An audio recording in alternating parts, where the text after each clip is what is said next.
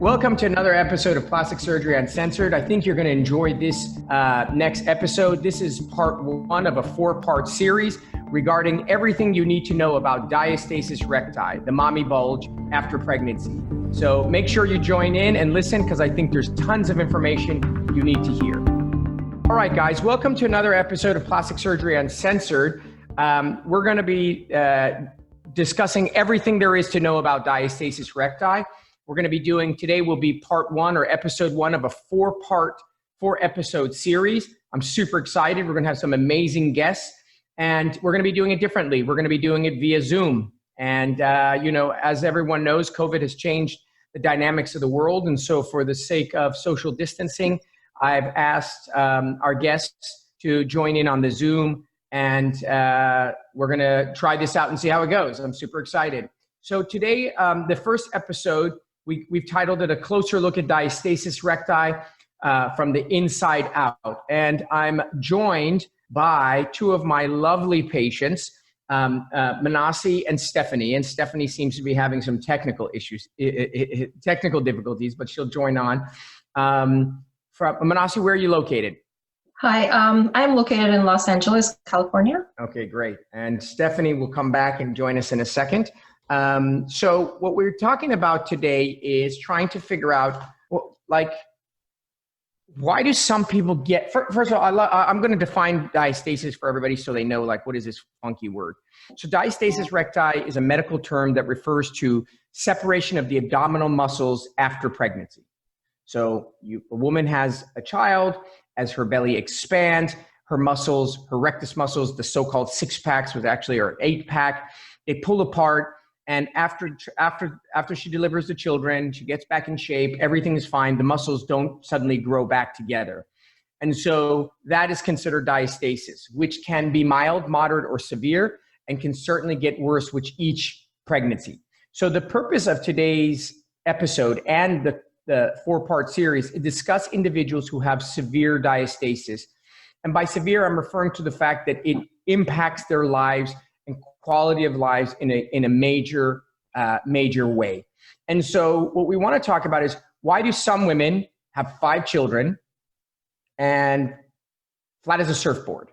And then another woman has 2 children and she has worked out and dieted and done everything she's supposed to do and she still looks 3 or 4 months pregnant. Why do some women have severe or more major diastasis? And so that's kind of like the holy grail of questions that people constantly are asking is, why did somebody get it and somebody doesn't? So let's start out with just making some of the facts.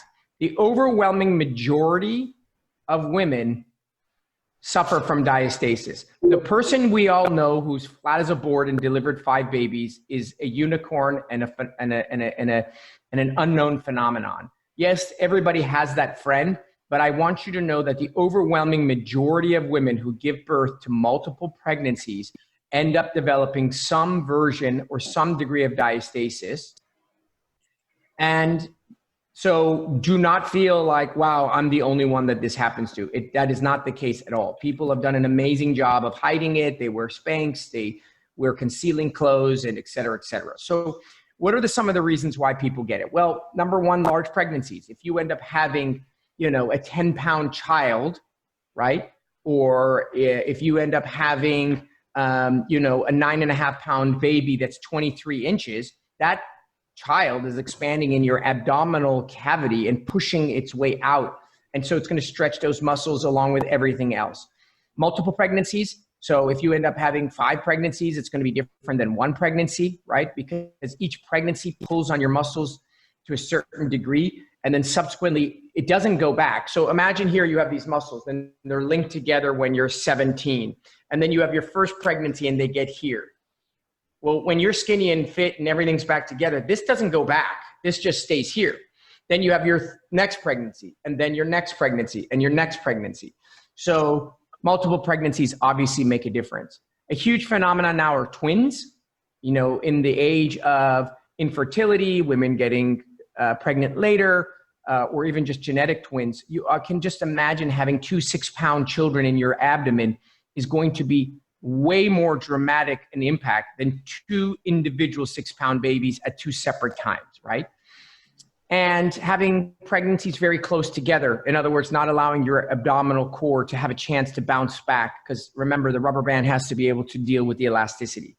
So those are some of the major reasons why people end up having severe diastasis. It also has to do with how fit you were before. So imagine you are going to push on two different walls. One is made of concrete and one is made of bamboo.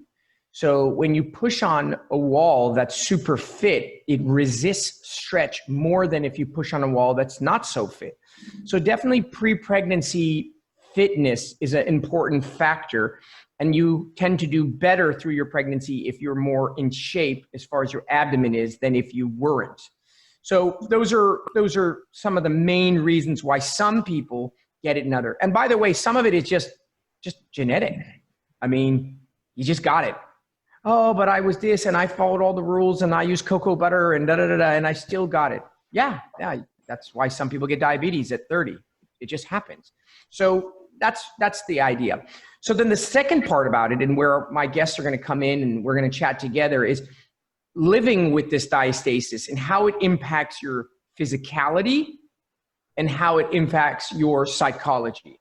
Because, you know, people want to easily just dismiss things, right? Oh, so you have some diastasis. What's the big deal?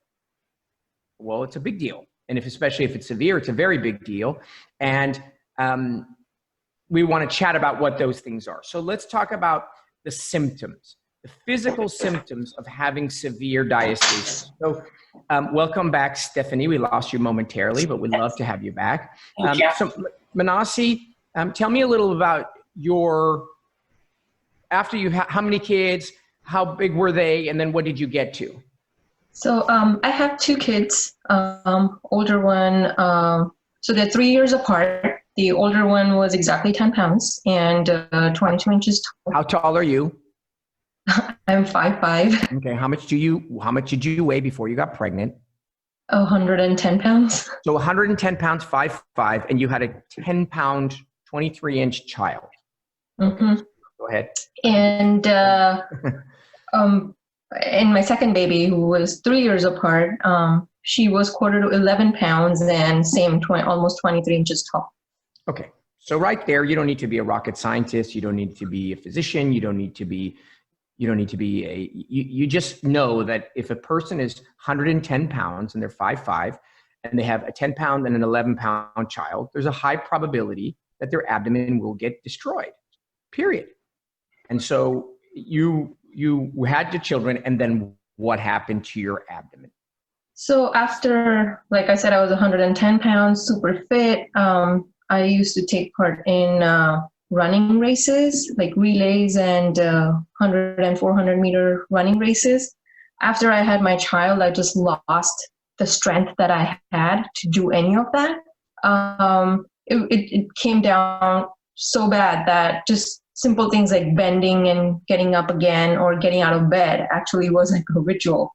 It took about like 5 to 10 minutes to like slowly get up and roll off the bed and like get away with the pain and like get going with your day. Okay, so a few things. So what does that highlight? Number one, it highlights the myth that people who get diastasis were lazy and they just happen. Here you were a runner, which is probably in the 5% of people run. I don't run. I can't run. I get back spasms. So you were super in shape. So that takes care of that. And so that myth is out the window. And secondly, what people are left with is pain in the abdomen and pain in the back, right? Mm-hmm. And the other is effect of your functionality. The things you used to do, you can no longer do. I used to run. I can't run. I used to bounce right out of bed and just hurl myself out. And now I have to come up with some kind of ritual, as you said, or some methodology to get myself out. So those are it has affected your functionality. What else? Just basic stuff like carrying grocery bags. Immediately my lower back would start hurting. Taking my kid out of the car seat and putting him back in there. Like I said, he was born at 10 pounds, so like obviously kept growing. He kept getting heavier. I couldn't, just regular stuff that I had never even thought that I would have to like think twice before, how am I going to get the baby out so that I don't pull my back or I don't hurt myself?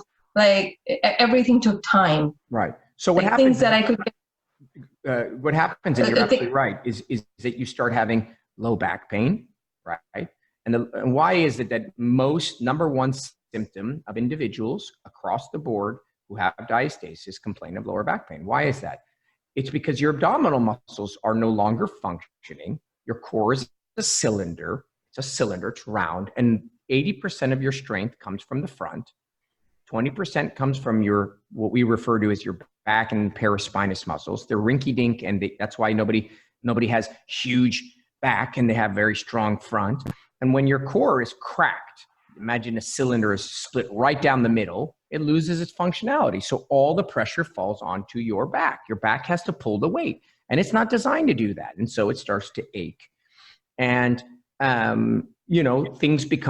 things that you didn't realize you were using your core for, getting your child out of a car seat, is all about core strength. You can't do anymore. Steph, tell me about your physical, how many children and all that jazz. I had 2 10.5-pound babies about a year and a half apart. And I was super fit before going into my first pregnancy. My husband and I ran a half marathon together. We did kettlebells. We were just like ready to do this. I had a really tough pregnancy. How tall are you? I'm 5'10". And how much did you weigh when you had your first child? 180. Okay, so you were fit runner, half marathon. I can't run a half marathon. I never ran a half marathon. I couldn't even run a half marathon if you paid me. So again, we're going to highlight these things because it's important for that person sitting at home going, oh God, it doesn't have to be any particular story. It can be any story. And the idea that if you were fit, this would have never happened is not true. So you had your 2 very large children, and here you're a larger frame person. You're 5'10". Yeah. So this shouldn't happen to you. Right. You have lots of space in your belly, but a 10-pound child. And how many weeks did you deliver at? They were both 40 and changed a few days. Okay. So one thing we didn't touch on is full-term babies. If you deliver a baby at 36 weeks, or if you deliver a baby at 41 weeks, that's a massive difference. Why? Because those last few weeks of a super large child pushing constantly makes a huge difference than if you deliver a 6.5-pound child at 36.5 or 37 weeks. You can't even compare the two of those things. So it's quite common that people who have diastasis issues had large children late into their pregnancy. So what were the things you noticed? Well, I definitely noticed that I don't know if you found this, Manasi, but my stomach was like on my legs. So I definitely had like hypermobile tissue, and nobody told me like strap that belly up. So, I was doing all the, I had the belt, but I actually needed like a full on like carry system. And so I think the fact that the baby was so large and then not actually in my pelvis, and just, my abdomen, tissue had to carry that weight and not the muscles. So you end up giving birth, you end up having this diastasis. And the next question then becomes okay, so what were your symptoms? So did you have back pain? I had back pain, but the most profound thing, it's just like your stomach falling out of your body. Mm-hmm. It's just like going for a walk or something. It feels really unstable. So you're prone to like balance issues, definitely digestion, things like that. And just the physical parts were profound. I do want to mention that I was able to rehab it right down. So I had like a 7. I know it's like people measure it differently, but let's just say it was large. It was profoundly large after first kiddo, went down to like a 3 or 4 inch separation. And so that's what I went into my second pregnancy with, an existing. Yeah. Which is always the case because it always, and we're going to get in the next few episodes. That's why we divided this into 4 episodes. It's just no way you are adequately going to address this topic. We've been speaking already for, 10, 15, 20 minutes, and we literally have just started an introduction. We'll talk about this idea of rehabbing, et cetera. But right now, you guys basically, just between the two of you, you've highlighted the most common symptoms, which are chronic low back pain, digestive issues, people having issues with constipation because their motility of their gut isn't within their abdomen, and so it creates things. Some people who develop super thin skin, and I think Manasi, you were in that category, you can start to see the movement of your intestines when you lay down. People are like, what are you talking about? There are videos some of my patients have posted. You look like an alien. You're laying down and you can see like your intestines moving. That's how much the skin and tissue have stretched. Pelvic floor instability. There are people who complain of incontinence. They sneeze and all of a sudden, boom, they've soiled or leaked because they don't have that strength to maintain everything together. So those are the symptoms that we see with diastasis.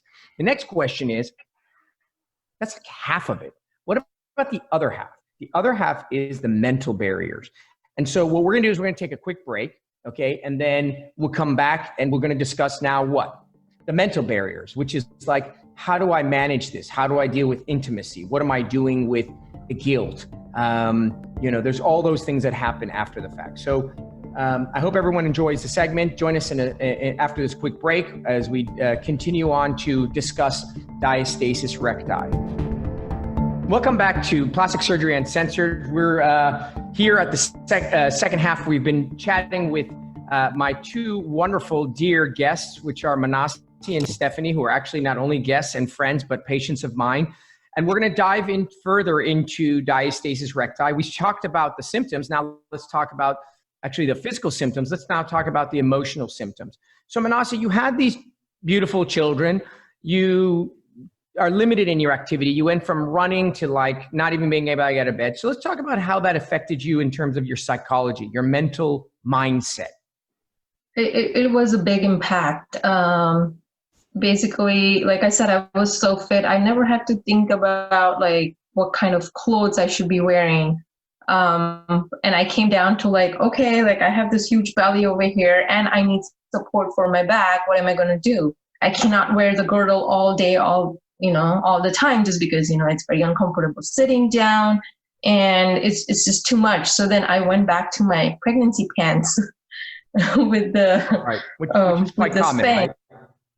Yeah, I'm the other moms that I've spoken to who had DR, they said the same thing because I had no idea I had DR. I was like, okay, what is this thing? And I was like, I need to protect my back, so I need to wear this. And I started asking other moms and they're like, oh, just wear your pregnancy pants. That'll hold your belly. So I just got into a habit of like just wearing whatever I had. I avoided going to any parties because I didn't have many clothes. If I would go out like grocery shopping or anywhere, they would like come up to me and ask me like, congratulations, how far along are you? And I'm like, well, I just delivered a baby 3 years ago. Right. So that's actually right there. It's so funny because there are certain things that I hear over and over and over again, which is as on my end, I serve as the common thread amongst all these other patients. And so I have the opportunity of hearing the dialogue. So I know what I hear over and over again. So one of the most common things is people keep telling me I'm pregnant. My own children poke at my belly and say, mommy, are we having a brother or sister? And so the question is, how does that impact one's psychology or emotional status? And a lot of the patients come depressed. They're just depressed. And we hate to use the word like it's some disease, but being depressed means that you're unhappy and you are, your self-esteem is impacted. And here you are, this glorious mother of 2 children, and you've just dedicated and devoted your whole life to having these children. And now you are not excited about yourself. And so a lot of women, amongst all this physical limitations, present with a certain degree of heaviness and depression. And I'm assuming that you felt that way as well. Oh yeah, it definitely takes a toll on you. Like in the beginning, you can't try to like tell yourself that, okay, this is what it is and you have to live with this. But day after day, when you keep declining the invitations, you keep pushing your family away, your friends away just because you don't want to go out, it just goes downhill. There's and that says everything, because the whole point of life is to engage in life. And so if you are avoiding life because of something, you're avoiding life because, I don't know, you can't buy clothes, you don't look attractive. The last thing you want to do is go to anything where it's form fitting, like a formal attire or a beach party, or, that item, whatever that item is that's causing you to avoid life, is severe, right? It's severe. Yes. Steph, what were some of the things that you felt emotionally? I understand the physicality. What were the emotional impacts of this thing that happened to you? Yeah, a lot of the things that Manasi said. And I honestly didn't realize it until after I had my surgery, because you're living in it and you don't realize how much your life has actually degraded. Great. So I didn't realize how I was distancing myself from my husband. I didn't realize that I was like, oh, daddy can play with you, because even a walk for me is challenging, or definitely not running. Like even with my compression pants and my girdle, like that's not even, right. Even just a little game of tag or something. So that's heartbreaking to see yourself distancing from your family and your friends. And yeah, it was a profound difference. And like I said, I didn't notice until afterwards that I was doing all these things. And it's so sad. I think one thing you said, which is really important to discuss, is intimacy. Yeah. Intimacy definitely. is massive. And we there's this sort of overall kind of comical way we handle intimacy after babies. It's like, it's like once you've had children, there is no intimacy. It's all out the window. And that's bullshit. That's not the way it should be. I mean, sure, intimacy changes from when you're dating to when you're like 15 years into a marriage, but you should be able to get undressed, feel attractive, put on something sexy, and be intimate with your life partner, and be able to engage in that aspect of your life. It is an aspect of one's being. Yes, taking care of kids is an aspect. Going to work is an aspect. Taking care of yourself and meditating is an aspect. But intimacy is an aspect. And I cannot tell you the number of women who I have had the pleasure of taking care of, who have come back to me in private, teary-eyed, telling me that they finally were really intimate. And intimate doesn't mean just present. I mean, just being there, but intimate means being present with their life partners. Can we touch on that just briefly, if you feel comfortable? Like, Steph, tell me about intimacy. You said about it, like you start avoiding your husband. So tell me how you experienced it. Right. I mean, my husband is just this amazing guy that would have never, he's like, whatever I look like, he loves me. But he, like, whenever he'd put his hand even on my stomach or anything, it felt uncomfortable. So I was finding myself maybe going to bed at a different time than him, or things that like just weren't healthy for our marriage. Not letting him touch me in just an organic, natural way, hiding, like when I was going to go take a shower, like before baby, we used to take showers every day together. And like after DR, it was like hiding, leaping behind a door or something. Like it was just crazy making. That's profound. That's very profound. Yes. And it would hurt him, it was just like, it was just crazy. And it became the norm, but I didn't realize how heavy it was weighing on my heart and it was super unhealthy. And so. And now that you had the repair, because you can put a juxtaposition, both of you have had surgery. Some of our guests, or there's a physical therapy, et cetera, but you have the vantage point of before and after. Many of the people that will be listening are sitting on the other side of the conversation, just waiting to see what their life should hold. You now have the ability to say, this is what I felt, and now. So tell me about your intimacy now. I mean, it's definitely, it's lighthearted. It's fun. It's, we had to essentially deprogram these norms where I was jumping like behind doors or whatever. And so I did that the other day, and then I was like, oh, actually, like, I don't need to do that anymore. Awesome. So it's definitely, I think a big part of this that people don't think about is how much brain space it takes up when you're constantly thinking about like what you're going to wear, like it's just so heavy on your brain. And to not have that there and to be able to show up in my relationship, in friendships with my kids is just like profoundly life-changing. I love that. And I think you said it great. It takes up brain space because you're constantly aware of it. Manasi, tell me about your,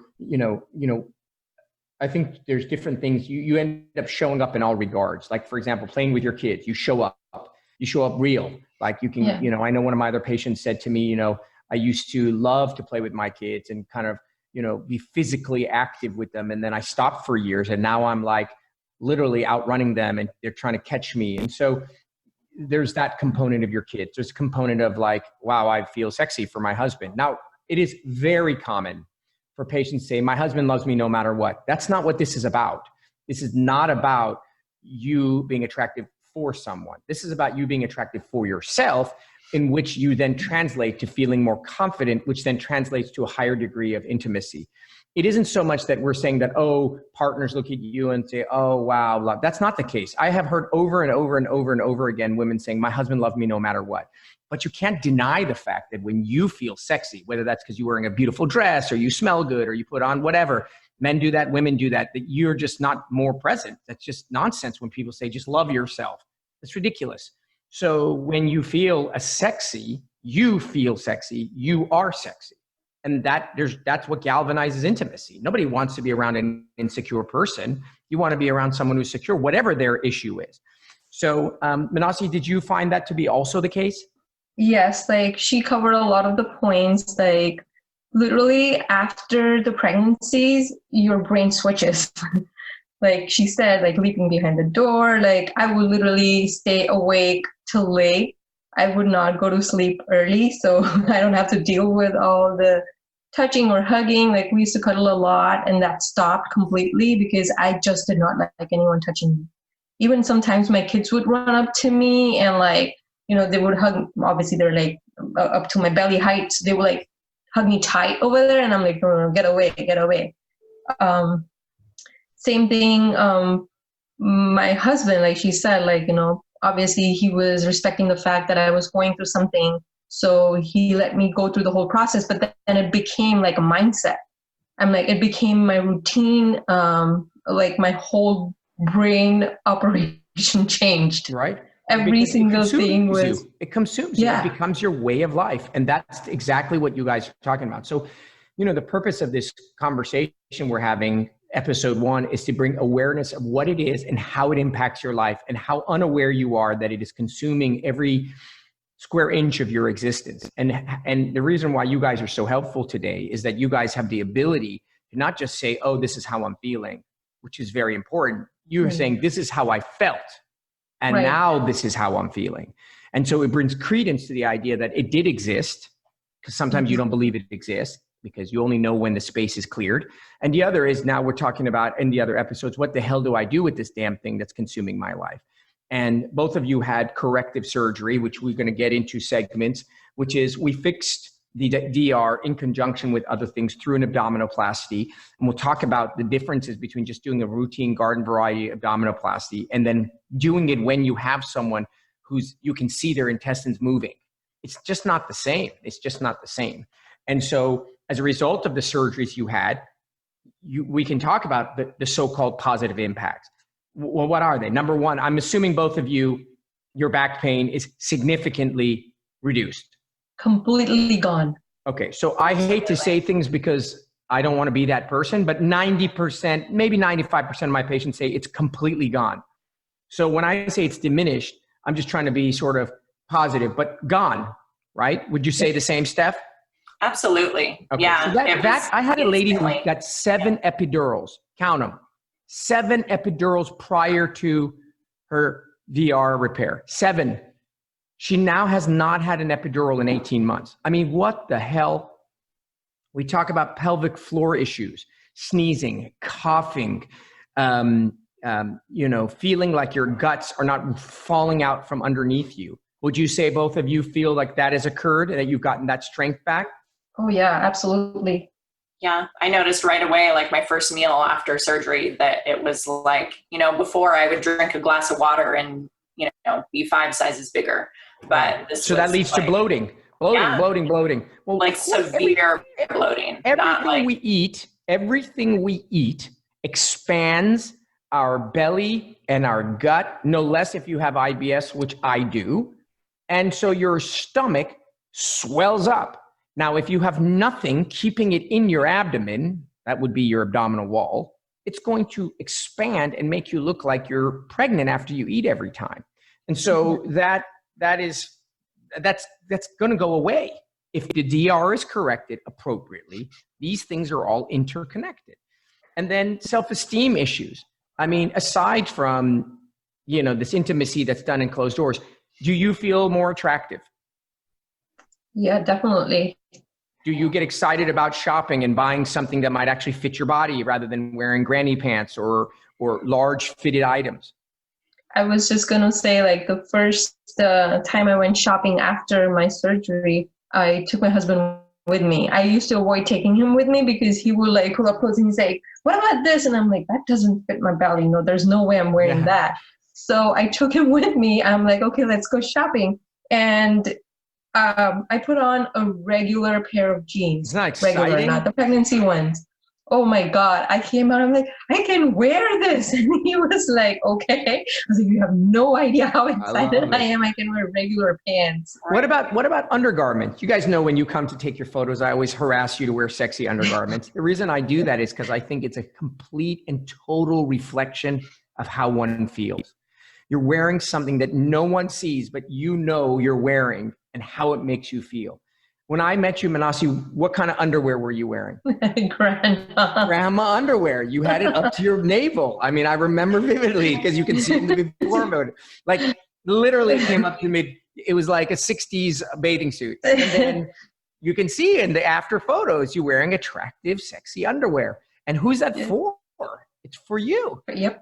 Yeah, nobody, it's not like you're at the grocery store and everyone's like, wow, that's a really nice pair of underwear you're wearing. Right. You put it on because it makes you feel good when you wear it in the morning. So I think these are all really important. And I think you guys have done an amazing job of describing what I guarantee you, every single woman, doesn't matter, Asian, African-American, 5'5", 5'9", I don't care, 3 kids, 4 kids, every woman with moderate to severe diastasis, separation of muscles, will experience all of the things you guys discussed. And every single individual who has it repaired correctly, and we will get into what that all entails, will have the benefits that you guys described. You guys are a beautiful example of that journey of what's possible. And what makes me happiest is to see you both super smiley. Smiley means that you're comfortable in your own body and you're experiencing life at its forefront. You're at the front, at the edge of your life, as opposed to in the back of your life. And so I thank you both for coming and being part of this discussion.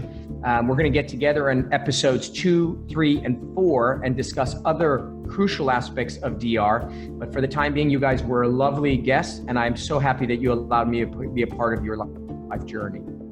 No, we should be thanking you. Absolutely. Thank you. You guys are the bomb. Okay, guys. So join us for the next episode of Plastic Surgery Uncensored. This is Dr. Roddy Raban, and we're signing out.